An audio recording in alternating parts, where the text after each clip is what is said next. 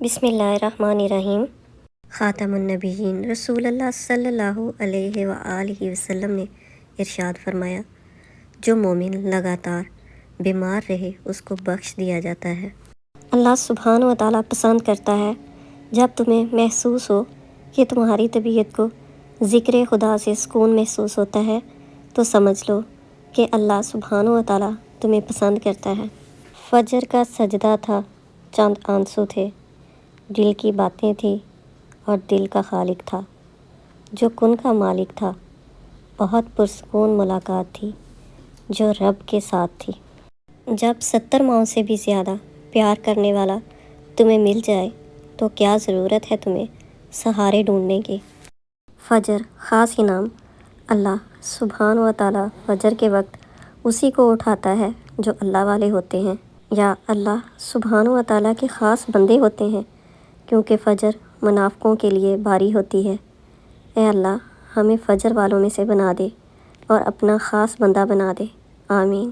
نماز کی پابندی انسان کے مشکل وقت کو آسان کر دیتی ہے۔ یا رب بس تیری ہی محبت چاہتی ہوں، تجھ سے تجھی کو مانگتی ہوں۔ جب اللہ سبحانہ و تعالیٰ کو تم اپنا دوست بنا لیتے ہو تو پھر اللہ سبحانہ و تعالیٰ کی ذات کبھی بھی تمہیں تنہا چھوڑ نہیں سکتے۔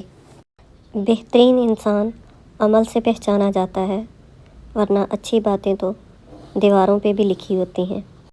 اللہ سبحانہ و تعالیٰ ہی بہترین محافظ ہے اور وہ سب مہربانوں سے بڑا مہربان ہے۔ جنت والے جہنم والوں سے پوچھیں گے کہ کیا چیز تمہیں دوزخ میں لے آئی؟ وہ جواب دیں گے کہ ہم نماز نہیں پڑھتے تھے۔ فجر کی نماز قضا کر کے کامیاب صبح کی امید رکھنا نادانی ہے۔ اللہ سبحانہ و تعالیٰ یاد آتا ہے، زندگی مشکل ہوتی ہے تو رب یاد آتا ہے، لوگ ستاتے ہیں تو رب یاد آتا ہے، غلطی ہو جاتی ہے تو رب یاد آتا ہے، کچھ خواہشیں ہوں تو رب یاد آتا ہے۔ کتنا عظیم ہے وہ رب کہ میرے ہر پکارنے پر عطا کی بارش برساتا ہے۔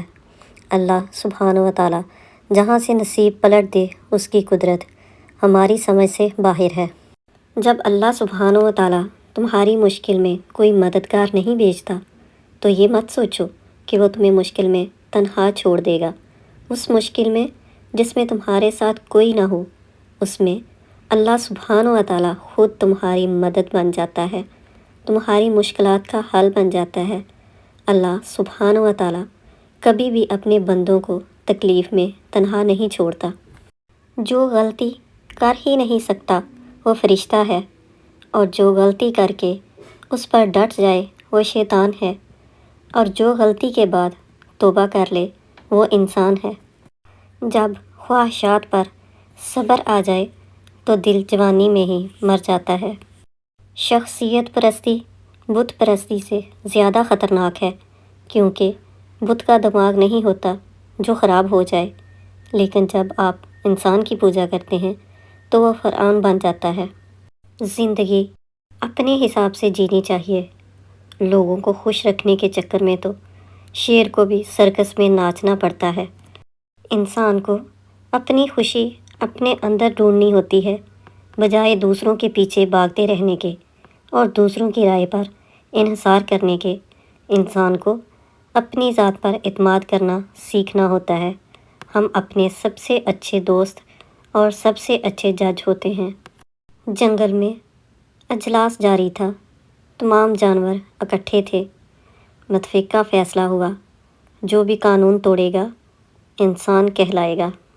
اگر کبھی کسی چیز کا غرور آنے لگے تو ایک چکر قبرستان کا لگایا کرو، وہاں آپ سے بھی بہتر انسان مٹی کے نیچے دفن ہے۔ اور آج کی خوبصورت دعا، یا اللہ ہر چھوٹی بڑی بیماری سے ہمیں اور کل مومنین اور مومنات کو محفوظ رکھ۔ یا اللہ ہمیں تقوی اور پرہیزگاری عطا فرما۔ یا اللہ ہمیں حضور اقدس صلی اللہ علیہ وآلہ وسلم کے پیارے طریقے پر قائم رکھ۔ یا اللہ ہمیں حضور اکرم صلی اللہ علیہ وآلہ وسلم کی سنت پر چلنے کی توفیق عطا فرما۔ یا اللہ ہمیں قیامت کے دن حضور صلی اللہ علیہ وآلہ وسلم کے ہاتھوں سے جام کوثر پینا نصیب فرما اور ہم سب کے پریشانیوں کو دور فرما دے، آمین ثم آمین۔